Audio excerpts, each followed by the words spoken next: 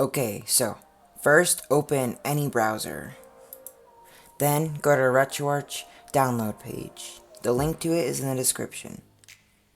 Then go down here and where it says installer 64-bit and installer 32-bit.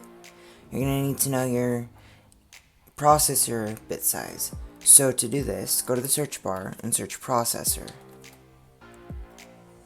And then click enter. Then look by system type and see which processor bit you have. I have 64, so I'm going to download the 64-bit one. And then you just wait for that to download. Now the RetroArch logo is there. Click on this.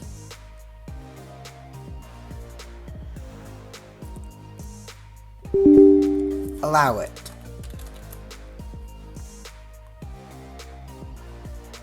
And then click next, agree, next, install, and then wait for this to install. Now it's installed, click finish. And now go to the search bar and search RetroArch. Click open. And now RetroArch is installed. Hope it helped. If you have any questions, leave a comment down below.